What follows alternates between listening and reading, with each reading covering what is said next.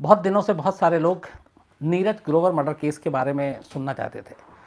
मुंबई की ये कहानी, और पिछले 10-15 दिन से मैं लगातार पढ़ रहा था मेल जो मेरे पास आ रहे हैं और जो आप लोग फरमाइश भेजते हैं उसमें, तो मुझे लगा कि आप ज़्यादा देर नहीं टालना चाहिए तो आज मैंने फिर नीरज ग्रोवर मर्डर केस कहानी सुनाने का फ़ैसला किया।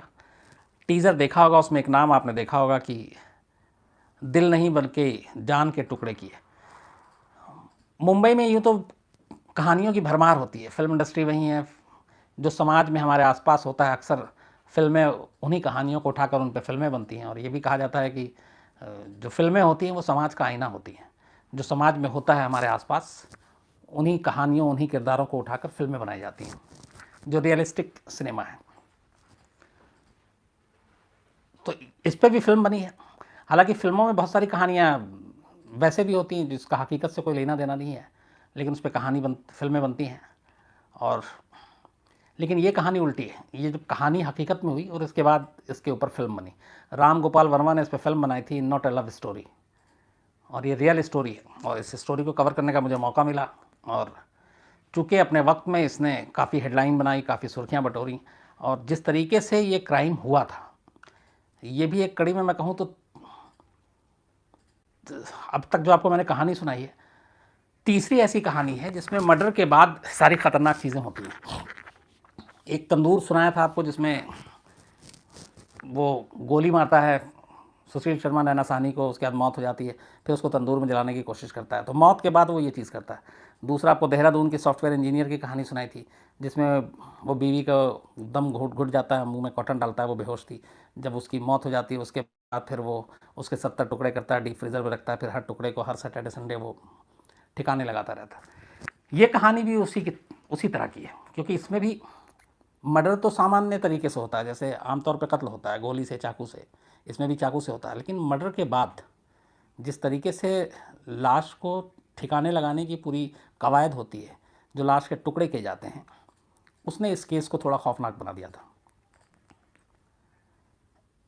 2008 मई की ये कहानी है, लगभग 10 साल हो गए। इस कहानी के 3 इम्पॉर्टेंट किरदार हैं।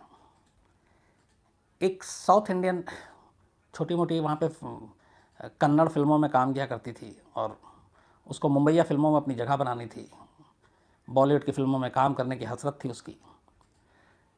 करीब 23-24 साल की लड़की मारिया सुसैराज, ये कोच्चि की रहने वाली थी, और कोच्चि में वहाँ पे उधर साउथ में इसने कुछ छोटी मोटी फिल्मों में काम भी किया। और फिर ये मुंबई आती है 2007-8 में, 7 में आती है ये, कि मुंबई में कुछ मॉडलिंग के असाइनमेंट मिल जाए, कुछ फिल्मों में काम मिले, कुछ टीवी सीरियल्स में काम मिले। लेकिन चूँकि ये कोच्चि से थी मारिया, तो इसकी हिंदी बहुत अच्छी नहीं थी, हिंदी बहुत मुश्किल से बोलती थी, इंग्लिश उसकी फर्राटेदार थी। दूसरा कैरेक्टर है जेरोम मैथ्यू। जेरोम मैथ्यू भी कोच्चि का रहने वाला, और बचपन से जिस स्कूल में मारिया पढ़ती थी उसी स्कूल में जेरोम भी पढ़ता था। फिर कॉलेज में भी दोनों साथ गए। चूँकि दोनों क्रिश्चियन थे तो जिस चर्च में ये जाते थे वो चर्च के मेंबर भी दोनों एक ही चर्च के थे। तो स्कूल, फिर कॉलेज, फिर चर्च, हर जगह एक साथ दोनों, और यही दोस्ती फिर उनमें तो आगे चल के प्यार में बदल जाता है।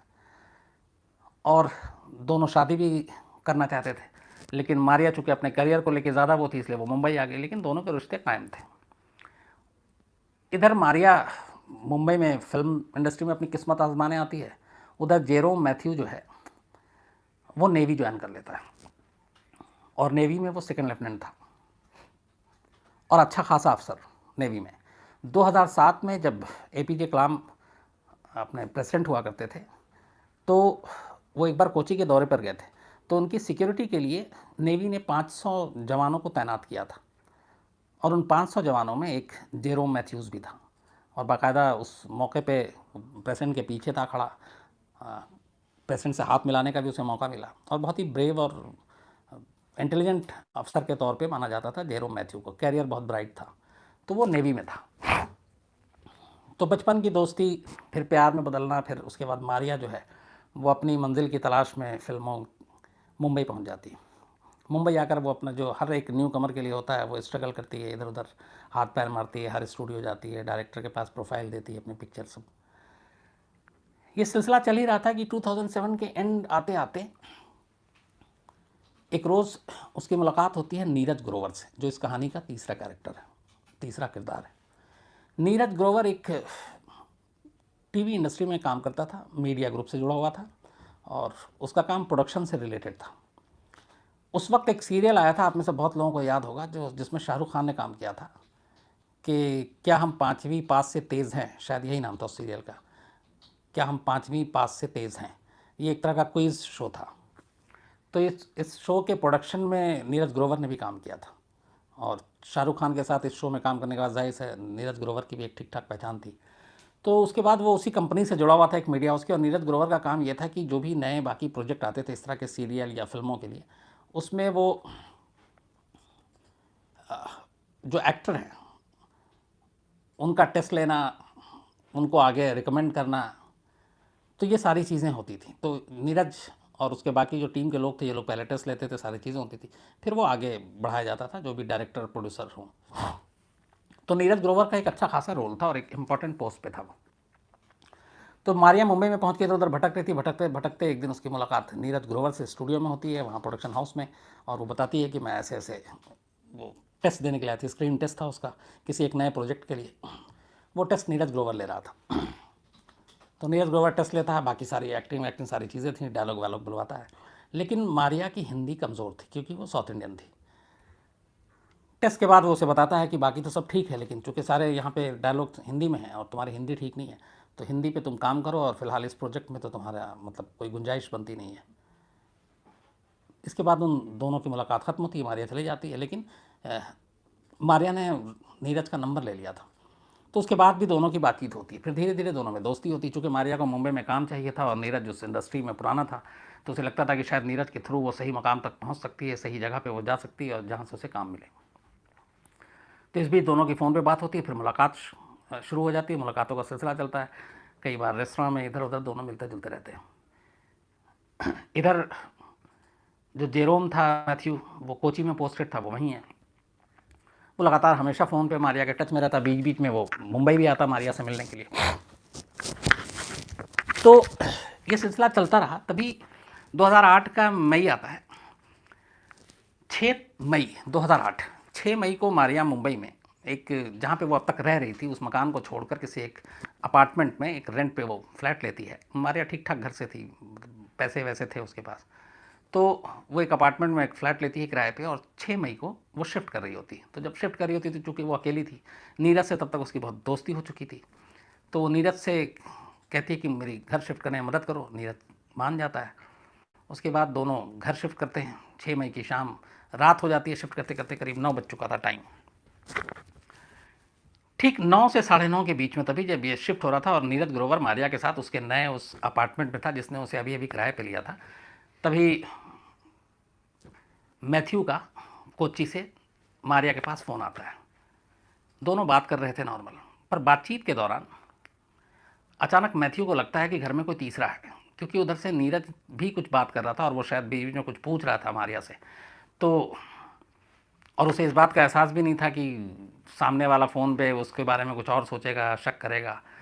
तो जब नीरज बात कर रहा था और मारिया और उधर मैथ्यू एक दूसरे से फ़ोन पे बात कर रहे थे, तो मैथ्यू को आवाज़ सुनाई दी कि इस घर में किसी मेल की आवाज़ है, इसका मतलब है मारिया के साथ इस वक्त घर में कोई है। और रात के 9:30 बज रहे थे, उसे शक होता है, वो पूछता है। तो उसे नीरज के बारे में थोड़ी बहुत जानकारी थी पहले से, क्योंकि मारिया ने भी उसे बताया था कि वो मेरी मदद कर रहा है, ये है और वो है, तमाम चीज़ें। लेकिन मैथ्यू शुरू से थोड़ा सा शक लेकर चलता था मारिया को लेकर, और ये कॉलेज के ज़माने से था। और जब वो मुंबई आई थी तब भी वो कई बार बिना बताए हुए मुंबई पहुंच जाता था अचानक देखने के लिए। तो उस रात भी जब उससे शक हुआ तो उसने पूछा, उसने बताया कि हाँ नीरज है, वो मेरी घर शिफ्ट करने के लिए आया, मेरी मदद कर रहा है इसलिए। तो उसने कहा कि अब रात बहुत हो गई, अब इससे घर भेज दो, और बाकी शिफ्ट करना हो तो कल दिन में करना। चूँकि उसको शक था, तो मारिया उसको समझाती है, फिर फ़ोन रख देती है। लेकिन नीरज घर नहीं जाता उस रात। शिफ्टिंग के बाद फिर दोनों वहीं घर पे रहते हैं, और उसी घर में एक ही रूम में नीरज और मारिया रात को सो जाते हैं। इधर फ़ोन रखने के बाद जेरोम मैथ्यू को यकीन था कि ये नीरज शायद जाएगा नहीं और इसी घर में, और मारिया उससे झूठ बोल रही है, उसको बहका रही है, उसे टाल रही है। शक की वो शुरू से था। तो उसे बहुत तेज़ गुस्सा आया। उसने रात को ही पता किया कि मुंबई की फ़्लाइट कोची से कितने बजे है।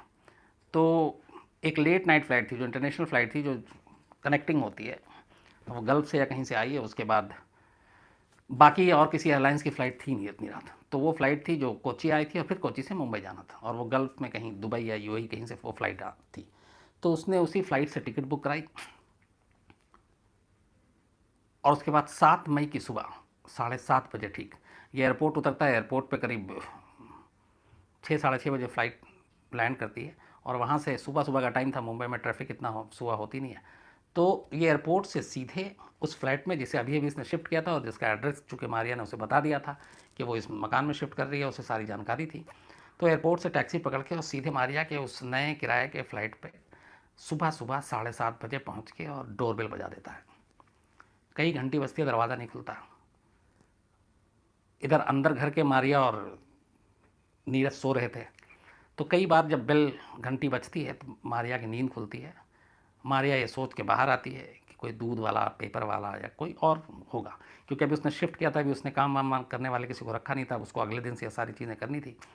तो उसे यही था। दूसरा उसे ये भी था कि अभी उसने शिफ्ट किया तो किसी को उसका इस घर का भी एड्रेस तो मालूम है नहीं, तो अपार्टमेंट का ही कोई एम्प्लॉय या कोई ऐसा शख्स होगा, ये उसके दिमाग में चल रहा था। और उसने बार बार घंटी बजी, दरवाज़ा खोल दिया। दरवाज़ा खोला तो वो एकदम सामने जेरोम मैथ्यू खड़ा हुआ है, और उसे यकीन नहीं हो रहा, क्योंकि रात बात हुई है 9:30 बजे, और उसके बाद उसने कहा है, और उसे लगा कि वो सो रहा है। और मारिया समझ गई कि ये सिर्फ शक की वजह से चलाया। अब मारिया को काटो तो खून नहीं। इससे पहले कि वो कुछ बोलती, कुछ समझती, जेरोम ने मारिया को धक्का दिया, साइड किया, और सीधे वो चूँकि 1 बेडरूम फ्लैट था, उसने देखा किधर है वो दरवाज़ा, और सीधे बेडरूम का दरवाज़ा खुला हुआ था। वो अंदर घुसा तो देखा कि बेड पे नीरज ग्रोवर सो रहा। तब तक घंटी और इसकी वजह से वो उसकी आंख खुल गई थी। तो वो जैसे ही सामने आमना सामना होता है, तो नीरज ग्रोवर भी इसको जानता था, जेरोम को। तब उसके बाद अचानक ऐसे माहौल में, ऐसे सीन में और क्या हो सकता है, तो दोनों में लड़ाई शुरू हो गई। नीरज को समझा रहा है, वो मानने को तैयार नहीं। इस गुस्से के आलम में अचानक मैथ्यू किचन की तरफ जाता है। किचन में एक नाइफ़, चाकू पड़ा हुआ था बड़ा सा, वो उठा के लाता है, और उसके बाद फिर गुस्से में वो ताबड़तोड़ नीरज ग्रोवर पे हमला कर देता है। तो वो इतने चाकू के वार करता है कि थोड़ी देर में ही नीरज की मौत हो जाती है। इधर मारिया वहीं पे खड़ी हुई सब कुछ देख रही है। मारिया के बयान के हिसाब से उसने रोकने की कोशिश की, लेकिन उसने ये धमकाया था कि अगर तुम बीच में आओगे तो तुमको भी मार देंगे। खैर, तो वो गुस्से में चाकू उठा के उसको मार देता और नीरज मर जाता। इसके बाद नीरज और मारिया ड्राइंग रूम में आते हैं, वहाँ बैठते हैं, काफ़ी देर तक एक साथ रहते हैं। फिर थोड़ा वक्त बीतता है। उसके बाद ठंडे दिमाग से अब पहली बार दोनों सोचते हैं कि इसका करना क्या है, क्योंकि कत्ल तो हो गया, गुस्से में हुआ चाहे जैसे हुआ, लेकिन अब पकड़े भी जा सकते हैं, तो लाश कैसे ठिकाने लगाएं। तो ये सारी चीज़ों में करीब 8 साढ़े 8 का वक्त निकल चुका था। तो ये तब तक बैठे रहते हैं, प्लान करते रहते हैं। उसका जैसे ही 10 साढ़े 10 बजता है सुबह के, तो फ्लैट को लॉक करते हैं। मारिया और जेरोम मैथ्यू दोनों घर से बाहर निकलते हैं। मारिया ने अपने एक दोस्त की गाड़ी भी ले रखी थी शिफ्टिंग के लिए, तो वो कार नीचे थी, कार में बैठते हैं दोनों। सबसे नज़दीक के मॉल में जाते हैं। 10 बजे मॉल खुल चुका था। मॉल में जाने के बाद ये 2 एयर बैग लेते हैं, चादर लेते हैं, बेडशीट लेते हैं, चाकू लेते हैं नया, और ये सारा सामान ख़रीदने के बाद वापस फ्लैट में आते हैं। अब फ्लैट में आने के बाद इस नीरज की बॉडी को दोनों मिलकर बाथरूम में ले जाते हैं। फिर बाथरूम में ले जाने के बाद उस बॉडी के छोटे छोटे पीसेस करते हैं ताकि उसको बैग में भरा जा सके। अब इसमें 2 चीज़ें हैं। एक, उस वक्त ये खबर आई थी कि नीरज के जिस्म के 300 टुकड़े किए गए थे, 300, और ये सारी खबरें चली थी, हम लोगों ने भी चलाई थी। जब ये मामला अदालत में आया और आईओ जो थे इस केस के इन्वेस्टिगेटिव अफसर, उसने सारे तथ्य रखे, तो वहाँ पता चला कि नहीं, एग्जैक्ट गिनती नहीं गिनी गई थी, 300 नहीं है, लेकिन हाँ ये है कि करीब 100 से ऊपर थे। तब 100 के ऊपर भी थे, इसका मतलब है कि बहुत पीसेस किए गए। तो उसके बाद सारे उसको पीसेस को चादर में अलग अलग पॉलीथीन में लपेटा गया, फिर एयर बैग में डाला गया, और ये सारी चीज़ें करते करते शाम हो गई। फिर शाम को ये दोनों एयरबैग को उठाते हैं, पूरा बाथरूम और वो सारा साफ़ करते हैं और एयरबैग को गाड़ी में डालते हैं और फिर निकलते हैं दोबारा। उसके बाद जब ये दोबारा निकलते हैं तो फिर रास्ते से 2 अलग अलग गैलन में पेट्रोल ख़रीदते हैं पेट्रोल पंप से। फिर वो पेट्रोल लेकर गाड़ी में रखते हैं और थाने की तरफ जाते हैं। थाने के पास एक आगे चलकर एक हाईवे पे एक जंगल है, सुनसान इलाका है, तो वहाँ तब तक शाम का अंधेरा भी हो चुका था, लगभग 7 मई की बात है। तो वो हाईवे के पास एक जगह, सुनसान जगह पे गाड़ी रोकते हैं, दोनों एयरबैग बाहर निकालते हैं और दोनों एयरबैग पर फिर ये जो अपने साथ पेट्रोल ख़रीद कर लाए थे वो उस पर डालते हैं, छिड़कते हैं और आग लगा देते हैं। आग लगाने के बाद थोड़ी देर वहीं खड़े रहते हैं। जब इन्हें लगता है कि अब पूरी तरह से धू धू करके जल गया, ये वापस गाड़ी में बैठते हैं, बाकी जितनी भी चीज़ें थी उन सब में भी आग लगा दी और वापस फिर उसी फ्लैट में आते हैं। फ्लैट में आने के बाद अब 7 मई की रात को उसी फ्लैट में दोनों अकेले थे, एक साथ थे और दोनों उसी कमरे में सोते हैं। उसके बाद अगले दिन सुबह मैथ्यू वहाँ से कोची निकल जाता है। अब इधर 7 तारीख की रात को नीरज मारिया के पास आया था। 7 की रात से लेके 8 की रात तक वो लौटा नहीं। जब वो लौटा नहीं तो उसके ऑफिस में भी, एक तो 8 को ऑफिस नहीं गया तो वहाँ के लोगों को, उसके कलीग को चिंता हुई, उन्होंने पता करना शुरू किया। मारिया को भी फ़ोन आया, मारिया ने कहा नहीं वो आया था मेरे पास लेकिन शिफ्ट करा के चला गया था रात को ही। फिर 9 तारीख की सुबह होती है। 9 तारीख को जब पता चलता है कि तब भी नहीं मिल रहा है तो फिर उसके कुछ दोस्त पुलिस में जाके मिसिंग की कंप्लेंट कर देते हैं। अब जब मिसिंग की कंप्लेंट होती है तो पुलिस छानबीन करती है, तो सबसे आसान तरीका ये था कि उसके मोबाइल के कॉल डिटेल को खंगाला जाए। तो पुलिस ने जब कॉल डिटेल को खंगाला तो पता चला कि 7 तारीख की शाम 6:30 बजे से लेकर 6 तारीख की शाम 6:30 बजे से लेकर अगले दिन सुबह तक का जो लोकेशन था वो उसके और मारिया का फ़ोन का एक था और वो लोकेशन वही उसका फ्लैट था। अब पुलिस से जब मारिया ने पूछा तो उसने कहा नहीं वो तो आया था शिफ्टिंग कराने के लिए और रात 9 साढ़े 9 बजे उसके बाद चला गया, उसके बाद हमारी कोई बातचीत नहीं हुई। लेकिन यहाँ पे एक और भी चीज़ आई कि 7 तारीख की सुबह एक बिज़नेस कार्ड नीरज के मोबाइल से भेजा गया था उसके कलीग को, दोस्त को, किसी का नंबर था वो, और ये अर्ली मॉर्निंग में भेजा गया था, मतलब 7:30 से पहले की बात है। तो पुलिस के पास ये भी था, वो आया और लोकेशन एकदम उसी फ्लैट का और मारिया का भी लोकेशन, मतलब दोनों का एक मोबाइल लोकेशन दिखा रहा था। तो पुलिस को मारिया पे शक हुआ। जब शक हुआ तो पुलिस ने पूछताछ की लेकिन वो टालती रही। इसी बीच पुलिस ने फिर गार्ड से पूछताछ की उस सोसाइटी के। तो गार्ड ने बताया कि हाँ सुबह जो है आज मैडम एक किसी मेल अपने फ्रेंड के साथ गाड़ी में निकली थी और उनके पास 2 एयर बैग थे और उसके जाने के बाद फिर ये शाम को लौटी हैं, देर शाम क्या रात को लौटी हैं। तो पुलिस को दूसरा शक होता है कि एयर बैग कितना बड़ा साइज़, क्या सब कुछ। तो इसके बाद फिर पुलिस जो है मारिया को थोड़ा सख्ती से पूछताछ करती है। जब सख्ती से पूछताछ करती है तो मारिया टूट जाती है, क्योंकि प्रोफेशनल और इस तरह की क्रिमिनल थी नहीं, मुंबई में अपनी किस्मत आजमाने आए थे फिल्मों में, तो टूट जाती है। तो फिर वो सारा सच बता देती है। जब सच बताती है तो इसके बाद पुलिस की एक टीम मैथ्यू को कांटेक्ट करती है कोची में, उसके नेवल बेस के वहाँ के लोगों को ही बताया जाता है। तो वो कहता है कि हमारी ट्रेनिंग है मुंबई में, मैं आ रहा हूँ, लेकिन वो आता नहीं है। फिर पुलिस की टीम जाती है और जेरोम को पकड़ के गिरफ्तार करके लाती है। लाने के बाद अब जैसे ही वो दोनों आमने सामने होते हैं उसके बाद मारिया उस वक्त बदल जाती है। मारिया सारी चीज़ कन्फेस कर लेती है और वो कहती है कि हाँ ये जेरोम ने कत्ल किया था और मैंने इसको मना किया लेकिन इसने मुझे धमकी दी। उसने कोर्ट के सामने एक बालिया बयान दिया और उसने कहा था कि अगर तुम बीच में आओगी तो तुमको भी मार देंगे, तुम्हारा रेप कर देंगे। तो ये सारी चीज़ें थी। तो ये बयान काफ़ी अहम साबित हुआ। हालांकि जेरोम ने हमेशा इस क्राइम से इनकार किया। उसका कहना था कि उस मारिया थोड़ी मेंटली परेशान थी, उसने मुझे कॉल किया था और इसलिए मैं मुंबई आया था सुबह सुबह और अचानक नहीं आया था।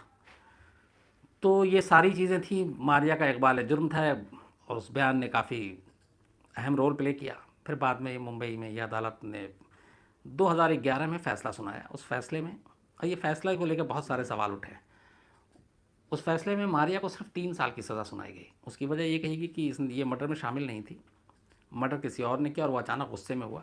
हाँ सबूत मिटाने का इल्ज़ाम था तो उसको सिर्फ 3 साल की सज़ा हुई। 2008 में ये क्राइम हुआ था और 2011 में ये फैसला आया। तो तब तक 3 साल ऑलरेडी मारिया जेल में काट चुकी थी। तब से वो जेल में ही थी जब वो पहली बार गिरफ्तार हुई थी 9 मई को। तो 9 मई से लेकर वो जेल में थी 8 और 11 में फैसला आता है तो अदालत उसे 3 साल की सज़ा सुनाती है और कायदे से वो 3 साल से कुछ ऊपर ही जेल काट चुकी थी। तो ये फैसला आते ही कुछ कुछ हज़ार रुपये का जुर्माना देकर मारिया आज़ाद हो जाती है। जबकि जो जेरोम मैथ्यू है उसको अदालत 10 साल की सिर्फ सज़ा सुनाती है, जिसको लेकर नीरज के फैमिली वाले का हमेशा कहना था कि ये इंसाफ नहीं हुआ है। और इसके पीछे अदालत ने तर्क ये दिया कि ये कोई प्री प्लान मर्डर नहीं था, इसमें कहानियाँ थी, इसमें जेलस था और ये गुस्से में अचानक किया गया कत्ल था। क्योंकि जेरोम जो है वो जब घर पहुंचा था तो वो ये सोच के नहीं आया था कि वो कत्ल करने जा रहा है या वहाँ पे नीरज मिलेगा ही मिलेगा, क्योंकि वो अपने साथ कोई हथियार भी लेकर नहीं आया था। बट वहाँ उसने जो सीन देखा और अचानक उसे गुस्सा आया और इसीलिए उसने किचन से नाइफ़ उठाया और उस किचन के नाइफ़ से उसने कत्ल किया। तो जो कुछ हुआ वो गुस्से में हुआ, तो गुस्से में हुआ कत्ल, इसलिए इसको बहुत ज़्यादा सज़ा नहीं दे सकते। तो अदालत ने उसे 10 साल की सज़ा सुनाई। 2008 में क्राइम हुआ था, जेरोम तब उसी वक्त पकड़ा गया था कुछ दिनों बाद। 11 में फैसला आया, फिर ये हाई कोर्ट में मामला गया। अभी हाई कोर्ट के बाद अगर मैं 10 साल के हिसाब से बात करूं तो 8 और ये 18, अब शायद जेरोम जेल से बाहर हो जाएगा या क्या पता अब तक हो भी गया हो। दूसरी तरफ अफसोसनाक पहलू ये था कि जो नीरज की फैमिली वाले थे उनके पास पैसे नहीं थे बहुत, और उनका कहना था कि ये स्टेट का सब्जेक्ट है, मतलब सरकार का काम है कि वो इसे चैलेंज करे हाई कोर्ट में और फिर बाकी अदालत में लड़े, क्योंकि ये सज़ा कम है। बट मेरी इतनी हैसियत नहीं है कि मैं कानूनी लड़ाई लड़, अच्छा वो मुंबई के बाहर गए थे, कानूनी लड़ाई लड़ूँ और वकील करूँ, मैं न मेरे पास पैसे नहीं है, माली हालत ठीक नहीं है और कमाने वाला बेटा इस दुनिया में रहा नहीं, तो वो एक अलग पहलू था। तो कुल मिला के इस वक्त केस ये कि मारिया बाहर तो 3 साल बाद ही हो गई थी। उसके बाद मारिया जब जेल से जिस दिन बाहर आई थी बाकायदा उसने प्रेस कॉन्फ्रेंस की थी, ये भी एक कमाल था अपनी सफाई में। अभी लेटेस्ट मारिया का ये है कि फिर उसे पुलिस ढूंढ रही थी फ्रॉड के केस में, कुछ कई करोड़ का उसने घपला किया था, लोगों को चीट किया था। तो मारिया उसके बाद भी एक बार वो फ्रॉड के केस में पकड़ी गई थी, फिर छूट गई।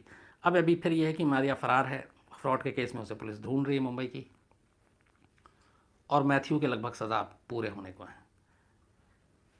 तो इस पूरी कहानी में जो हमेशा ये होता है कि इंसाफ के ऊपर बहुत सवाल उठा कि कत्ल जो इस तरीके से हुआ, जिसके इतने टुकड़े हुए और उसके कातिल को शायद सज़ा कम मिली, ख़ास तौर पे नीरज के घर वालों का आज भी ये कहना है, मानना है, और उनके फादर की यही शिकायत है हमारी अदालत से।